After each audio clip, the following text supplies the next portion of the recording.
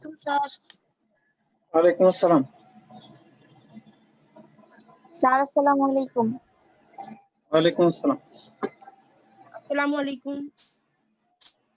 ওয়ালাইকুম আসসালাম।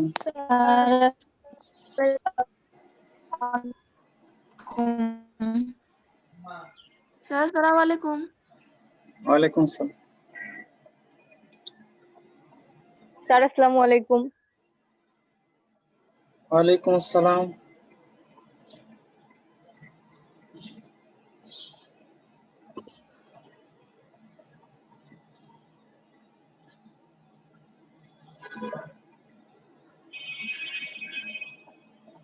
ওকে, আমাদের আজকে প্রথম পত্র দশম অধ্যায়ের দ্বিতীয় ক্লাস। প্রথম ক্লাসে আমরা গ্যাসের গতিসূত্রগুলো পড়ে ফেলছিলাম। আজকে আমরা গ্যাসের গতিতত্ত্ব পড়ব। গতিসূত্রগুলা একজনকে জিজ্ঞাসা করব, তারপরে শুরু করব। এই ডট ডট দিয়ে ঢুকতেছে, আমি বুঝবো কিভাবে একে?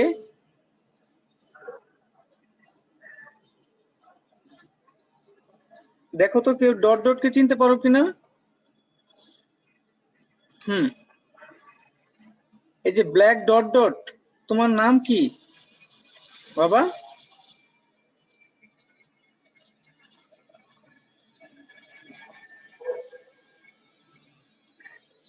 হ্যালো, ব্ল্যাক ডট ডট, আমাকে শুনতে পাচ্ছ?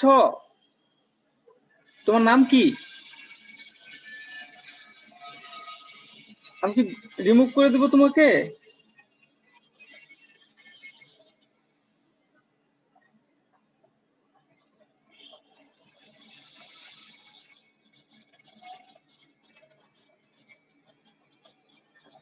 আচ্ছা, আমি তো এখন খুঁজে পাচ্ছি না black dot dot K.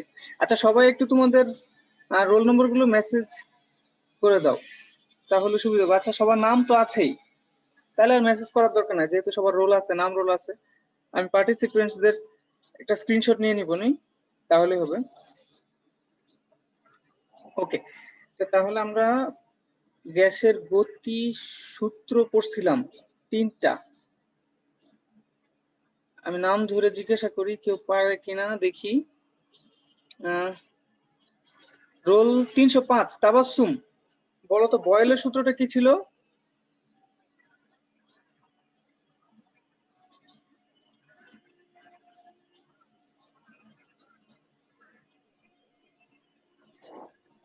P1 V1 equals to P2 V2। এটা তো সমীকরণ। অন্য কেউ কি সূত্রটা বলতে পারবে? জি স্যার।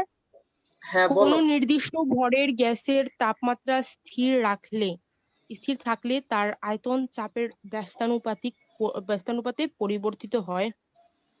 ওকে, এটা কে? নাম কি সাবা। তোমার?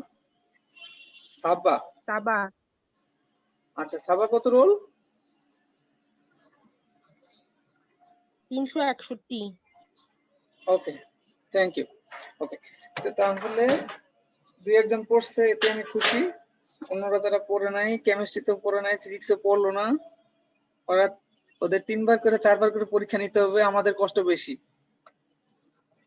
তোমাদের চাইতে আমাদের কষ্ট বেশি। যাদেরকে 4বার পরীক্ষা নিতে হয়, কালকে পরশুদিন সারাদিন লেগে গেছে পরীক্ষা নিতে, সারাদিন অপেক্ষা করে তারপরে পরীক্ষা নিয়ে তারপরে আসতে হচ্ছে।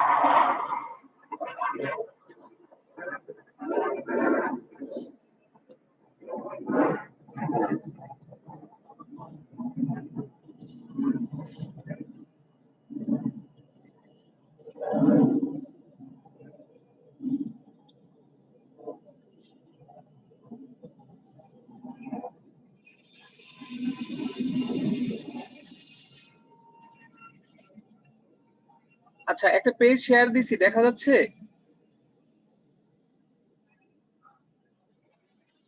জি স্যার। ওকে, যারা জয়েন করতে চাচ্ছিল আমি এদেরকে খুঁজে পাচ্ছিলাম না। আচ্ছা, এখন খুঁজে পেয়েছি। স্যার। ওকে, এখন হচ্ছে গ্যাসের গতিতত্ত্বের স্বীকার্য করব আমরা। আর আমরা এই অধ্যায়ে যত গ্যাস বলবো সবগুলোই অবশ্যই আদর্শ গ্যাস। আদর্শ গ্যাসের বাইরে আমাদের আলোচনা নাই।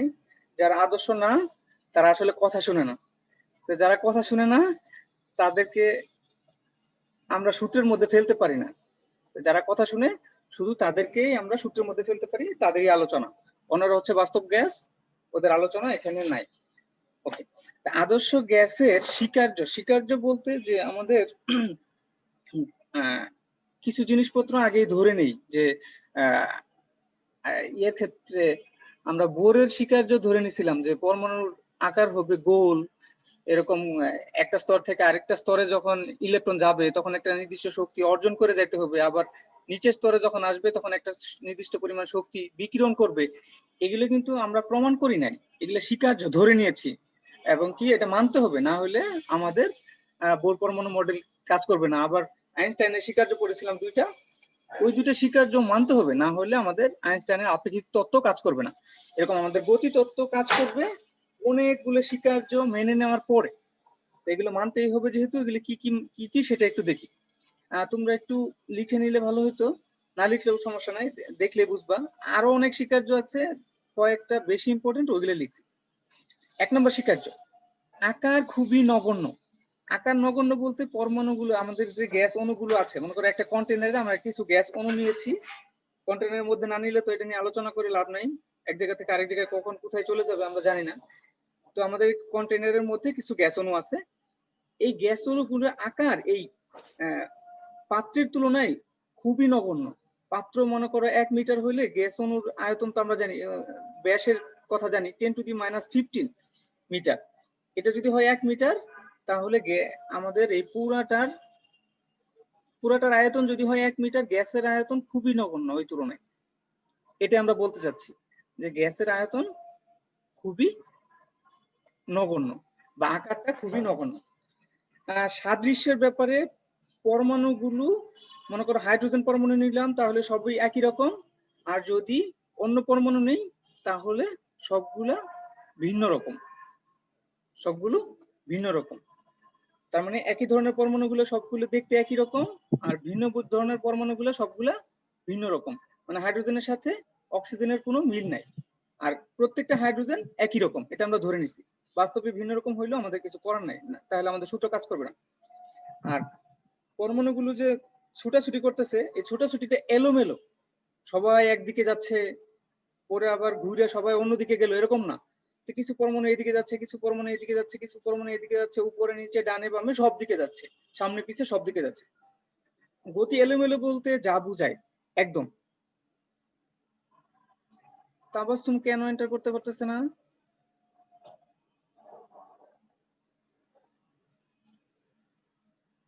আচ্ছা, ওয়েটিং রুমে।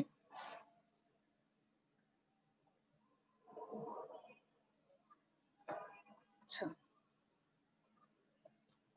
ওয়েটিং রুমে আমি তো সবাইকে, আচ্ছা সত্যি, ওকে।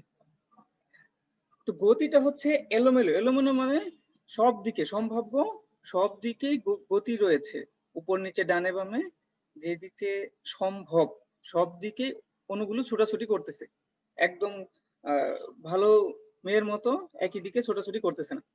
আর গতি সূত্র মেনে চলে, আমরা যে নিউটনের গতি সূত্র পড়েছি সেই সূত্রগুলো অবশ্যই মেনে চলবে। আর অণুগুলো সকল দিকে গতিশীল, সম্ভাব্য সকল দিকে গতিশীল, সামনে পিছনে তুমি যে যত দিকে চিন্তা করতে পারো, পাত্রের এই কোণায় এইদিকে এইদিকে, যে কোনো দিকে তুমি চিন্তা করতে পারো, এদিকে অণু গতিশীল আছে, অবশ্যই গতিশীল আছে, কিছু না কিছু অণু ওইদিকে চলতেছে সকল দিকে। আর ভিন্ন ভিন্ন বেগে গতিশীল, মানে সবগুলো পরমাণু বা গ্যাসের অণুর গতি একই রকম না, একটার গতি বেশি আর একটা গতি কম, বিভিন্ন ধরনের গতি রয়েছে বিভিন্ন অণুর।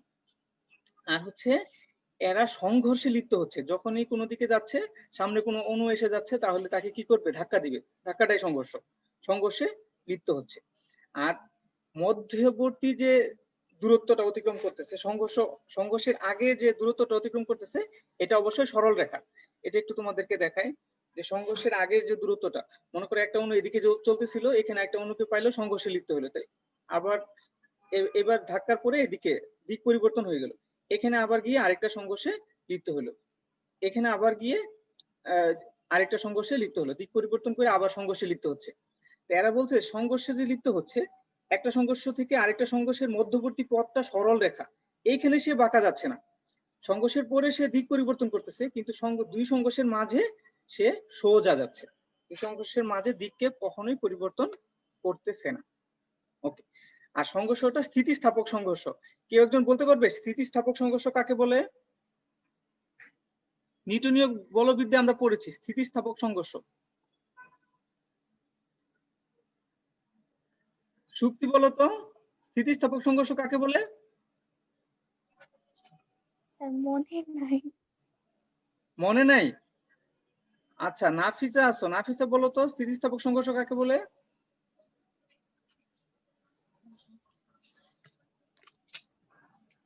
আমি বলি স্যার। কে? স্যার এখন মনে নাই। বস্তুর মধ্যে সংঘর্ষ হলে যদি মোট গতি শক্তি সংরক্ষিত থাকে, অর্থাৎ যদি বস্তুগুলোর মধ্যে মোট গতি শক্তি মানে সংরক্ষিত পরিবর্তন না আছে, হয়। হ্যাঁ, আচ্ছা, পরিবর্তন না হয়, তখন তাকে স্থিতিস্থাপক সংঘর্ষ বলে। হ্যাঁ ঠিক আছে। কে এটা? তাবা। সাবা। আচ্ছা, কি সাবাই সব পারে? স্থিতিস্থাপক সংঘর্ষ তাকে বলে যদি সংঘর্ষের আগে আর পরে শক্তির কোনো ক্ষয় না হয়, সংঘর্ষের পরে শক্তি আর আগের শক্তি সমান থাকে, মানে সংঘর্ষের পরে এনার্জি লস হবে না। তার মানে আমাদের গ্যাসের ক্ষেত্রে যত সংঘর্ষ হোক না কেন আমরা ধরে নিচ্ছি এনার্জি লস হচ্ছে না, আগে যে এনার্জি ছিল এখনো সেই একই এনার্জি আছে। আর হচ্ছে যে খুব অল্প সময়ে সংঘর্ষ হয়, তার মানে হচ্ছে আমাদের যে একটা সংঘর্ষ হচ্ছে, যে এখানে কয়েকটা সংঘর্ষ দেখাইছি আমি, এই সংঘর্ষ ঘটতে খুব অল্প সময় লাগতেছে, সংঘর্ষ ঘটতে খুব অল্প সময় লাগতেছে, ইনস্ট্যান্ট, টাস্ক হওয়ার সাথে সাথে সংঘর্ষ শেষ।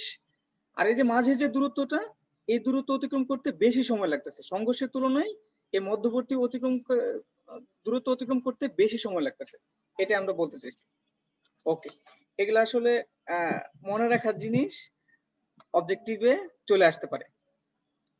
ওকে, এগুলো তোমরা জানো, ইয়ে তো পড়ছো, কেমিস্ট্রিতে অলরেডি পড়ছো। আচ্ছা, এখন আমরা গ্যাসের ক্ষেত্রে চাপের রাশিমালা, গ্যাস পাত্রের গায়ে যে চাপ দেয় সেটা হচ্ছে গ্যাসের চাপ, বায়ু যে চাপ দেয় সেটা বায়ুর চাপ, বায়ু একটা গ্যাস। আর আমাদের এখানে যেহেতু গ্যাস নিয়েছি এক কন্টেনার গ্যাস, এই কন্টেনারের মধ্যে একটা কিছু গ্যাস নিয়েছি, মনে করো হাইড্রোজেন গ্যাস নিলাম, তাহলে এই হাইড্রোজেন গ্যাস এই পাত্রের দেয়ালে কিছু পরিমাণ চাপ দিবে, কি পরিমাণ চাপ দিবে সেটা আমরা বের করতে চাচ্ছি। ধরো আমাদের সুবিধার জন্য আমাদের পাত্রটা বর্গাকার ঘনক, তাহলে যদি দৈর্ঘ্য প্রস্থ উচ্চতা তিনটাই এল হয় তাহলে আয়তন হবে এল কিউব। আর এখানে আমি ধরে নিচ্ছি যে প্রত্যেকটা অণুর ভর এম, হাইড্রোজেনের প্রত্যেকটা অণুর ভর এম, তাহলে প্রতিটি অণুর ভর, এই স্মল এম হচ্ছে প্রতিটি অণুর ভর, প্রতি অণুর ভর, প্রতি অণুর ভর। আর এই ক্যাপিটাল এন হচ্ছে অণুর সংখ্যা, অণুর সংখ্যা। তাহলে প্রত্যেকটা অণুর ভরকে অণুর সংখ্যা দিয়ে যদি অণুর সংখ্যা, প্রত্যেকটা অণুর ভরকে যদি অণুর সংখ্যা দিয়ে গুণ করি তাহলে মোট ভর পাওয়া যাবে, প্রত্যেকটার ভরকে সংখ্যা দিয়ে যদি গুণ করি তাহলে মোট ভর পাওয়া যাবে। একটার ভর গুণন অণুর সংখ্যা মনে করো 2, তাহলে দুইটা অণুর ভর আমরা পেয়ে যাব। ঠিক আছে, ওকে, তাহলে ভর পেয়ে গেছি, ভর পেয়ে গেছি, আয়তন পেয়ে গেছি। ওকে, আমরা একটু আগাই। আমরা দেখছিলাম যে ভি আর পি এই দুইটা রাশি যদি গুণ করি আমরা তাহলে আমরা কি পাই? আমাদের ভি এখানে হচ্ছে আয়তন, তো আয়তনের একক লিখে ফেলি ঘনমিটার, আর পি হচ্ছে চাপ, চাপ হচ্ছে newton per metre square, pascal, যেটা একক ক্ষেত্রফলের উপর প্রযুক্ত বলের মানকে চাপ বলে।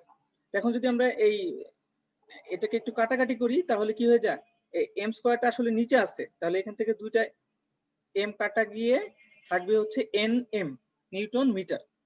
আর আমরা জানি নিউটন মিটার মানে হচ্ছে জুল, তার মানে ভিপি মানে হচ্ছে কাজ, ভিপি মানে হচ্ছে কাজ। তো যদি আমরা কাজের পরিমাণ বের করতে চাই, এখানে কাজ কে করতেছে? পরমাণুগুলো ছুটাছুটির কারণে সে কিছুটা কাজ করতেছে, পরমাণুগুলো ছুটাছুটির কারণে কিছুটা কাজ করতেছে। মিম, তোমার রোল দেখা যাচ্ছে না, রোলটা লেখো। পরমাণুগুলো ছোটাছুটির কারণে কিছুটা কাজ করতেছে, তো পরমাণুগুলো ছোটাছুটির কারণে কি পরিমাণ কাজ করতেছে সেটার পরিমাণ আমরা জানি, কাজের পরিমাণ হচ্ছে পরমাণুর মোট ভরের সমানুপাতিক, ওই কন্টেনারের মধ্যে কতগুলো পরমাণু নেওয়া হয়েছে তার মোট ভরের সমানুপাতিক, আর এরা কি বেগে ছোটাছুটি করতেছে এর বর্গের সমানুপাতিক। পরমাণুগুলো ছোটাছুটির কারণে কি পরিমাণ কাজ করতেছে এটা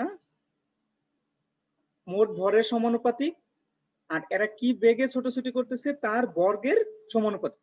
আমরা যদি ভরকে nm দিয়ে লিখি আর বেগকে crms দিয়ে লিখি, তাহলে আমরা সমীকরণটাকে এই দুটো সমীকরণের সমন্বয় করলে এটা পাবো। জাস্ট এই দুটো সমীকরণের সমন্বয় করেছি, এটা পেয়েছি। এখন যদি সমানুপাতিক ধ্রুবকটা উঠিয়ে দেই তাহলে 1/3 পাওয়া যাবে। এখন স্মল m জানি অণুর ভর, ক্যাপিটাল M জানি অণুর সংখ্যা, কিন্তু CRMS টা একবার বলেছিলাম ক্লাসে, তারপরে একটু বলি CRMS টা আসলে কি। CRMS টা হচ্ছে গ্যাসের অণুর বেগ। বেগ যদি আমরা ভি দিয়ে প্রকাশ করি, এখানে একটা ভি ব্যবহার হয়ে গেছে, এই জন্য আমরা বেগকে এখানে সি দিয়ে প্রকাশ করেছি।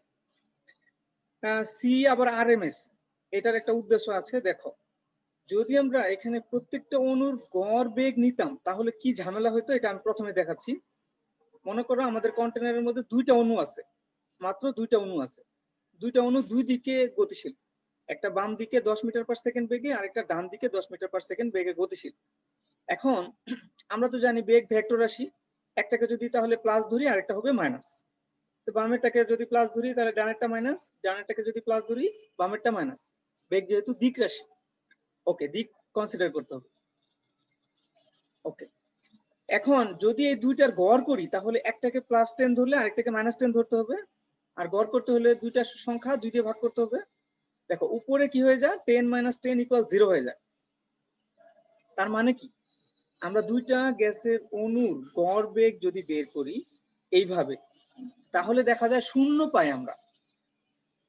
তো রেজাল্ট আমাদেরকে কি বলে, অণুগুলো স্থির। 0 মানে কি, অণুগুলো স্থির, কিন্তু বাস্তবে কিন্তু অণুগুলো স্থির না, 10 মিটার পার সেকেন্ড বেগে গতিশীল, অনেক বেগে গতিশীল। তো এটা আসলে বাস্তব চিত্র না। বাস্তব চিত্রটা পাওয়ার জন্য আমাদের RMS ব্যবহার করতে হয়েছে আর কি। RMS টা আসলে কি, আমরা কি করেছি, দুইটা অণুর গতিকেই, এই যে ডান পাশে দেখো, দুইটা অণুর বেগকেই আমরা এবার স্কয়ার করে দিছি, +10 -10 দুইটাকে স্কয়ার করে দিছি, তাহলে কি হয়ে গেছে, দুইটাই প্লাস হয়ে গেছে। এবার যোগ করে দিয়েছি, 10 10 স্কয়ার করলে 100, 100 + 100 200 ডিভাইডেড বাই 2, যেহেতু দুইটা অণুর গতিবেগ নিছি এই জন্য 2 দিয়ে ভাগ করে দিছি। ওকে, তাহলে 200 ডিভাইডেড বাই 2, তাহলে 100 রুট করলে 10 পাওয়া যায়। এটাই হচ্ছে বাস্তব চিত্র। দেখো অণুর বেগ কিন্তু গড়ে 10ই ছিল, গড়ে 10ই ছিল। তা আমরা সাধারণ গড় না নিয়ে এই যে রুট স্কয়ার এসব করেছি। রুট স্কয়ারের নামটা এই সংক্ষেপে RMS কিভাবে হলো একটু বলি। দেখো প্রথমে আমরা কি করেছি, স্কয়ার করেছি, স্কয়ার করার পরে গড় করেছি, স্কয়ার করার পরে গড় করেছি, তারপরে রুট করেছি। এই তিনটাকেই একসাথে এখানে লেখা আছে, এই যে RMS। এস মানে হচ্ছে স্কয়ার, এম মানে হচ্ছে মিন, মিন মানে হচ্ছে গড়, আর আর মানে হচ্ছে রুট, রুট মিন স্কয়ার। তাহলে RMS কেন নিয়েছি, গতির সঠিক চিত্র যেন আমাদের মধ্যে প্রকাশ পায়, আমাদের মধ্যে প্রকাশ পায়, আমাদের হিসাবের মধ্যে প্রকাশ পায়, এই ভুল চিত্রটা যেন প্রকাশ না পায়। ওকে, তাহলে RMS গতি যখন জেনে গেছি, এখন আমরা এই সমীকরণগুলোকে একটু রিঅ্যারেঞ্জ করব। সমীকরণগুলো কি পাইছিলাম, প্রথম সমীকরণটা পাইছিলাম PV = 1/3 mnc², খুবই বিখ্যাত সমীকরণ, মুখস্থ রাখতে হবে, অনেক সময় কাজে লাগবে। PV = 1/3 1/3 mnc²।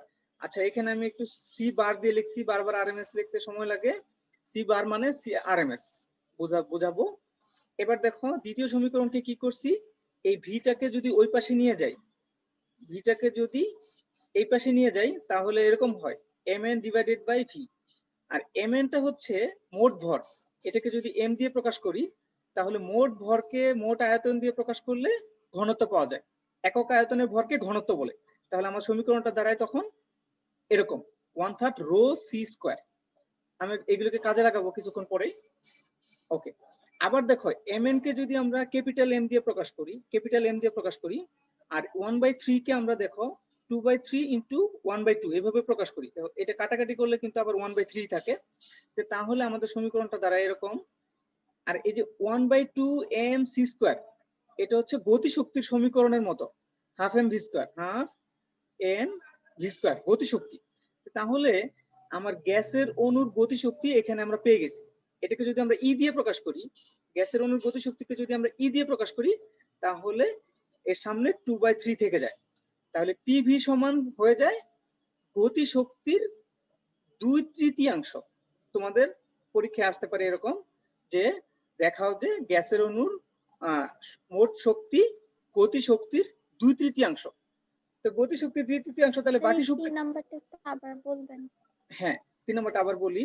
আমরা এই যে সমীকরণটা পেয়েছিলাম, 1 নম্বর সমীকরণটা পেয়েছিলাম, এটাকে একটু রিঅ্যারেঞ্জ করে লিখছি। এম আর এন এর গুণফল হচ্ছে আমার মোট ভর, তাই না? কিছুক্ষণ আগে লিখছিলাম। তো এটাকে আমরা এম দিয়ে লিখতে পারি, তাই না? কিছুক্ষণ আগে লিখছিলাম, এটাকে এম দিয়ে লিখছি প্রথমে। আর এই যে 1/3, এটাকে আমরা 2/3 ইন্টু 1/2 এভাবে লিখছি। কারণ এই যে এই 2 আর এই 2 কাটা গেলে তো 1/3 থেকে যায়। এখন এইটুকু রেখে দিয়ে এটুকুর কথা চিন্তা করি। এটুকু আসলে কি? হাফ এম ভি স্কোয়ার, এরকম না? Half M V square, half M V square হচ্ছে কোন একটা বস্তুর গতিশক্তি, কোন একটা বস্তুর গতিশক্তি যার ভর এম আর বেগ হচ্ছে ভি। এখানে তো আমার বস্তুর ভর এম আর সি হচ্ছে বস্তুর গড় বেগ, বস্তুর গড় বেগ বা আরএমএস বেগ। তাহলে আমরা এটুকু বলতে পারি যে এইখানে যেটুকু সংখ্যা আছে এটা হচ্ছে পুরা অণুর সমস্ত গ্যাসের গতিশক্তি, পুরা অণুর সমস্ত গ্যাসের গতিশক্তি। এটুকুকে যদি আমরা ই দিয়ে প্রকাশ করি, গতিশক্তিকে যদি আমরা ই দিয়ে প্রকাশ করি, তাহলে এটুকু সমান হয়ে যায় ই, আর 2/3 তো সামনে থেকে যায়, আর পিভি কে ওই পাশে লিখেছি তোমার সুবিধার জন্য। তা আমাকে জিজ্ঞাসা করতে পারে যে কিছু অণু গ্যাসের গতিশক্তি মোট শক্তির কতটুকু? পিভি মানে তো মোট শক্তি, কিছুক্ষণ আগে দেখছিলাম আমরা। মোট শক্তি হচ্ছে গতিশক্তির 2/3 তাহলে অন্য শক্তিগুলো কোথায় গেল? আসলে সবগুলো শক্তি, পুরো শক্তি গতিশক্তি হিসেবে থাকে না, এরা তো স্পিন করতে থাকে, এরা ঘুরতে থাকে। এই ঘূর্ণন যে গতিশক্তি, ঘূর্ণন যে শক্তি আছে, বিভিন্ন শক্তি আছে, ওইটুকু বাদে যেটুকু থাকে সেটা হচ্ছে মোট শক্তি। ওকে, এবার আমরা পিভি ইকুয়াল টু এনআরটি সমীকরণ থেকে যদি এন এর মান 1 বসায় দেই, তাহলে এই সমীকরণটা পাওয়া যায়। মানে 1 মোল গ্যাসের জন্য যদি আমরা সমীকরণটা লিখি, তাহলে পিভি ইকুয়াল টু আরটি লেখা যায়। তাহলে এবার আমরা পিভি ইকুয়াল টু আরটি লিখব। পিভি ইকুয়াল টু আরটি লিখে দিলে, তারপরে আমরা যদি 2/3 কে ওই পাশে নিয়ে যাই, তাহলে 3/2 হয়ে যাবে। তার মানে আমার শক্তি হবে 3/2 আরটি। অনেক সময় এটা কাজে লাগবে। দেখো, আমার শক্তি কিন্তু পরমাণুর কোনো কিছুর উপরে নির্ভর করতেছে না। আর হচ্ছে আমার একটা ধ্রুবক, 2/3 একটা ধ্রুবক, আর টি হচ্ছে কিন্তু শুধু তাপমাত্রা, শুধু তাপমাত্রা। তার মানে কোন একটা কন্টেনার গ্যাসের শক্তি এর ভেতরে কি আছে, কে আছে তার উপরে নির্ভর করতেছে না, শুধুমাত্র তাপমাত্রার উপরে নির্ভর করতেছে। এগুলো সবকিছুই ধ্রুবক। তাপমাত্রা বাড়ায় দিলে গ্যাসের অণুর শক্তি বেড়ে যাবে, তাপমাত্রা কমায় দিলে গ্যাসের অণুর শক্তি কমে যাবে, শুধুমাত্র তাপমাত্রার উপরে নির্ভর করতেছে। এই সমীকরণ দেখে আমরা বুঝতে পারি। ওকে, তো এবার আমরা এই যে কিছুক্ষণ আগে যে সমীকরণগুলো শিখছি, এগুলোকে একটু রিঅ্যারেঞ্জ করব। রিঅ্যারেঞ্জ করে সিআরএমএস এর জন্য কয়েকটা সমীকরণ লিখবো। আমাদের এগুলো খুবই গুরুত্বপূর্ণ। সিআরএমএস কেন গুরুত্বপূর্ণ? কোন একটা কন্টেনারের মধ্যে কিছু গ্যাস আছে, তো একটা ছিদ্র যদি থাকে, কোন পাত্র থেকে খুব দ্রুত গ্যাস বের হয়ে যাবে, এটা জানার জন্য খুবই গুরুত্বপূর্ণ। বা কোন গ্যাস অণু তাড়াতাড়ি ছড়ায় পড়বে। তোমরা কেমিস্ট্রিতে মনে হয় এরকম কিছু একটা টার্ম পড়েছ, যে কোনটা তাড়াতাড়ি ছড়ায় পড়বে, ছড়ানোর হার, ছড়িয়ে পড়ার হার কোনটা বেশি। সিআরএমএস যার বেশি, সে তাড়াতাড়ি ছড়ায় পড়বে। তো এই জন্য আমরা সিআরএমএস নির্ণয় করা শিখবো। সিআরএমএস 3 ভাবে নির্ণয় করতে পারি আমরা। একটা সমীকরণ তো কিছুক্ষণ আগে এটা দেখেছিলাম, P = 1/3 রো সিআরএমএস স্কয়ার। তাহলে সিআরএমএস এক পাশে রেখে বাকিগুলোকে যদি এক পাশে নিয়ে আসি, তাহলে আমাদের সমীকরণটা দাঁড়াবে √3p/ρ। আবার আরটি এর একটা সমীকরণ পড়ছিলাম, সেটাকে যদি আমরা একটু রিঅ্যারেঞ্জ করি, এই সমীকরণটাকে যদি একটু রিঅ্যারেঞ্জ করি, যে পিভি সমান আরটি বসায় দিছি, একটু রিঅ্যারেঞ্জ করে লিখি, তাহলে 3RT/m √। 3 নাম্বারটা একটু গুরুত্বপূর্ণ, এটা দেখো। যদি আমাকে বলে একটা অণুর জন্য সিআরএমএস কত, তাহলে এটা ব্যবহার করব। একটা অণুর জন্য, এক অণুর জন্য যদি বলে যে এক কন্টেইনার গ্যাস আছে, এখানে একটা অণুর সিআরএমএস কত, মানে গড় গতিবেগ কত, এটা যদি বের করতে বলে তাহলে আমরা এটা ব্যবহার করব। এখানে এম হচ্ছে আমরা জানি অণুর ভর, টি হচ্ছে তাপমাত্রা, আর কেটা হচ্ছে একটা ধ্রুবক। এই ধ্রুবকটার নাম হচ্ছে বোলসম্যান ধ্রুবক। বোলসম্যান ধ্রুবক একটু মুখস্থ রাখো, 1.38 × 10⁻23 joule per kelvin, joule per kelvin মুখস্থ রাখতে হবে। তাহলে এটা বোলসম্যান ধ্রুবক ব্যবহার করে আমরা গতিবেগ নির্ণয় করতে পারি, আরএমএস বেগ নির্ণয় করতে পারি। আচ্ছা, এই সম্পর্কে কিছুক্ষণ পরে আবার আসতেছি। তার আগে একটু অণুগুলো সংঘর্ষ নিয়ে একটু আলোচনা করে আসি, যদি সময় পাই আবার আসবো। ওকে, আমরা কিছুক্ষণ আগে দেখছিলাম অণুগুলো যখন ছুটতেছে তখন কি করতেছে, কিছুক্ষণ পর পর সংঘর্ষে লিপ্ত হচ্ছে। ছুটতেছে, সামনে যদি একটা অণু পায় তাহলে সংঘর্ষে লিপ্ত হবে, সে আবার দিক পরিবর্তন করে এদিকে যাবে। আবার যদি আরেকটা অণু পায় তাহলে আবার সংঘর্ষ হবে, আবার দিক পরিবর্তন করবে, আবার দিক পরিবর্তন করবে, আবার সংঘর্ষ হবে। এখন এই যে সংঘর্ষ হচ্ছে, পরপর দুইটা সংঘর্ষের যে মধ্যবর্তী ফাঁকা স্থান, মধ্যবর্তী ফাঁকা স্থান এর গড় দূরত্বকে গড় মুক্ত পথ বলে। গড় মুক্ত পথের সংজ্ঞাটা একটু বুঝে নাও। পরপর দুটি সংঘর্ষের মধ্যবর্তী গড় দূরত্বকে গড় মুক্ত পথ বলে। পরপর দুটি সংঘর্ষের, অবশ্যই গ্যাসের অণু, গ্যাসের অণুগুলোর পরপর দুটি সংঘর্ষের মধ্যবর্তী দূরত্বের গড়কে গড় মুক্ত পথ বলে। গড় মুক্ত পথকে ল্যামডা দিয়ে প্রকাশ করা হয়। বিভিন্ন বিজ্ঞানী বিভিন্নভাবে গড় মুক্ত পথ নির্ণয় করেছে। তিনটা আমরা এখানে লিখেছি, তিনটাই তোমাদের জানা থাকা দরকার। এক নম্বরটা বেশি ইম্পর্টেন্ট, বাকিগুলো অল্প ইম্পর্টেন্ট। যদি বলে দেয় তাহলে বাকিগুলো কিন্তু আমাদের কাজে লেগে যেতে পারে। এর জন্য আমাদের দুইটা রাশি জানা দরকার। এন হচ্ছে একক আয়তনে অণুর সংখ্যা। আমি যে কন্টেনারে অণুগুলো নিয়েছি, এখানে একক আয়তনে কতগুলো অণু নিয়েছি তা বলে দিবে 10⁻15 সংখ্যক পার ঘনমিটার। এতগুলো অণু আছে আমার এই কন্টেনারের মধ্যে, এতগুলো অণু আছে। তাহলে একক আয়তন অণুর সংখ্যা হচ্ছে এন, এন দিয়ে প্রকাশ করব। আর সিগমা হচ্ছে অণুর ব্যাস, অণুর ব্যাস, ব্যাসার্ধ না। আমরা যে অণুটা নিয়েছি হাইড্রোজেন অণু, হাইড্রোজেন মনে করো এটা হাইড্রোজেন, তো এর ব্যাসটা কত, ব্যাসার্ধ না, ব্যাসটা কত, এটাকে আমরা সিগমা দিয়ে প্রকাশ করেছি। ওকে, তাহলে একক আয়তন অণুর সংখ্যা জানা থাকলে আর ব্যাস যদি জানা থাকে, অবশ্যই তোমরা এসআই এককে নিয়ে নিবা, মিটারে নিয়ে নিবা। যদি সেন্টিমিটারে দেয়া থাকে, মিটারে না নিলে তো বুঝোই রেজাল্ট উল্টাপাল্টা হয়ে যাবে। ওকে, এখন তিন বিজ্ঞানী তিন ভাবে একে নির্ণয় করছে, তিনটা মেথড মেইনটেইন করছে। আচ্ছা, প্রথমটা বলি হচ্ছে 3 নাম্বারটা বোলসম্যান। বিজ্ঞানী বোলসম্যান যেভাবে নির্ণয় করছে সেটা হচ্ছে উনি গ্যাসের অণুর ভিন্ন ভিন্ন বেগকে কনসিডার না করে সবার একটা গড় বেগকে কনসিডার করছে। ওনার পরিমাপের এটা ছিল, মেথডটা ছিল গড় বেগকে, অণুগুলোর গড় বেগকে উনি কনসিডারেশনে নিয়ে হিসাবে নিয়ে উনি গড় মুক্ত পথের সমীকরণ বের করছে। তো উনি পাইছে 3/4 n পাই সিগমা স্কয়ার। আর ক্লসিয়াস যিনি, উনি একটা মজার ঘটনা ঘটাইছে। উনি অন্য সব অণুকে স্থির ধরছে, যে অণুটার গড় মুক্ত পথ নির্ণয় করছে ওইটা ছাড়া অন্য সমস্ত অণু স্থির ধরে উনি গড় মুক্ত পথ নির্ণয় করেছে। উনি পেয়েছে 1/n পাই সিগমা স্কয়ার। ওকে, আর যিনি ম্যাক্সওয়েল, উনি সবগুলোকেই কনসিডারেশনে নিয়েছে। সবগুলোকে কনসিডারেশনে নিয়ে উনি কি পেয়েছে, সবগুলোকে কনসিডারেশনে নেওয়া মানে হচ্ছে বেগ বন্টন সূত্র। বেগ বন্টন মানে হচ্ছে উনি বলছে যে সবার মধ্যে বেগ আছে, কম আছে, বেশি আছে, সবগুলোকে উনি কনসিডারেশনে নিছে। তো অণুর বেগ খুব অল্প থেকে নিয়ে অনেক বেশি হইতে পারে, অনেক বেশি বলতে অসীমের কাছাকাছি, আর এরকম অসীম বলতে আলোর বেগের কাছাকাছি এরকম বেগও হইতে পারে, একদম শূন্য হইতে পারে, দুই একটা এরকম স্থির আছে এরকম হইতে পারে, অনেকগুলো আবার আলোর বেগের কাছাকাছি গতিতে ছুটতেছে এরকম হইতে পারে। উনি সবগুলো কেসকে কনসিডারেশনে নিছে। এটাকে বলে বেগ বন্টন সূত্র, মানে সবার মধ্যে বেগ বন্টিত হয়েছে, সুষম না অসমভাবে বন্টিত হয়েছে। তো উনি এটাকে নিয়ে পাইছে 1/√2 n পাই সিগমা স্কয়ার। এটাই মানে কোনো কিছু না বলা থাকলে তোমরা এটাই ব্যবহার করবে, এটা যেহেতু বেশি প্র্যাকটিক্যাল 1/√2 n পাই সিগমা স্কয়ার। আচ্ছা, এখন আমি একজনকে প্রশ্ন করব, তারপরে আমি উপরের দিকে কিছু কাজ রেখে আসছিলাম সেখানে যাব। তোমরা দেখি তো কে কে আছো। ওকে, ফাতেমা আক্তার 306, ফাতেমা আক্তার 306 আছো? ওকে, স্যার আছি। বলো তো এই যে ম্যাক্সওয়েলের এই সমীকরণে এন কি সিগমা কি?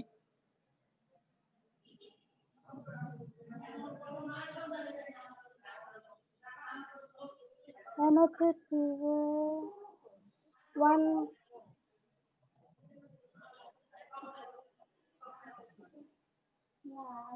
1 সূত্রে ব্যস্তানুপাতিক। আচ্ছা মাইশা 381 মাইশা, জি স্যার। হ্যাঁ এন কি সিগমা কি? এন কি সিগমা কি?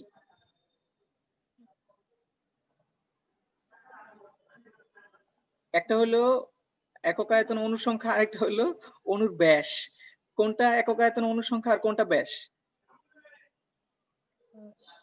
এন হচ্ছে একক আয়তন অণুর সংখ্যা। আর সিগমা হচ্ছে ব্যাস। ওকে, থ্যাংক ইউ। ওকে, এবার তোমাকে একটা গ্রাফ দেওয়া হলো, সিআরএমএস দিয়ে আমরা একটা ম্যাথের মতো করতেছি। একটা গ্রাফ দেওয়া হলো, এরকম একটা গ্রাফ দেওয়া হলো, বললো যে এটা হচ্ছে পি, আচ্ছা এদিকে দেই ভি, এদিকে দেই পি। এটা হচ্ছে একটা গ্যাসের জন্য, এটা হচ্ছে আরেকটা গ্যাসের জন্য, একটা এক্স আরেকটা ওয়াই গ্যাস। তো এখন তোমাকে বললো যে আচ্ছা এটা তো অনেক দূরে চলে গেছে, আমি একটু কাছাকাছি নিয়ে আসি। তোমাকে জিজ্ঞাসা করলো যে এই যখন আয়তন V1 আর চাপ P1 P2, আয়তন দুইটার ক্ষেত্রে, দুইটা গ্যাসের ক্ষেত্রে একই আয়তন, দুইটা গ্যাসের ক্ষেত্রে একই, এক্স এর ক্ষেত্রেও যা ওয়াই এর ক্ষেত্রেও তা, ঠিক আছে? এখন একই আয়তনে ভিন্ন ভিন্ন চাপ পাওয়া গেল, গ্যাসের ভিন্ন ভিন্ন চাপ পাওয়া গেল। কোন ক্ষেত্রে এই একই আয়তনে কোন ক্ষেত্রে শক্তির পরিমাণ, গ্যাসের শক্তির পরিমাণ বেশি হবে? মানে পিভি এর গুণফল কোন ক্ষেত্রে বেশি হবে? এক্স এর ক্ষেত্রে বেশি হবে নাকি ওয়াই এর ক্ষেত্রে বেশি হবে? আবার কোশ্চেনটা করতেছি, V1 আয়তনে এক্স ওয়াই গ্যাসের শক্তি নির্ণয় করতে চাই, কোন গ্যাসের শক্তি বেশি হবে? কোন গ্যাসের শক্তি বেশি? এক্স গ্যাসের শক্তি বেশি নাকি ওয়াই গ্যাসের শক্তি বেশি? কোন গ্যাসের শক্তি বেশি?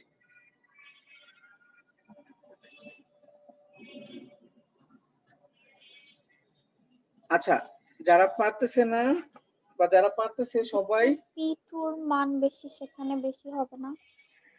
হ্যাঁ যেহেতু প্রেসারের মান বেশি, ওয়াই এর ক্ষেত্রে যেহেতু প্রেসারের মান বেশি, তাহলে কি হবে? ওয়াই এর শক্তি, ওয়াই এর ক্ষেত্রে বেশি হওয়ার কথা। হ্যাঁ ওয়াই এর শক্তি বেশি হবে। কে এটা? শক্তি। শক্তি।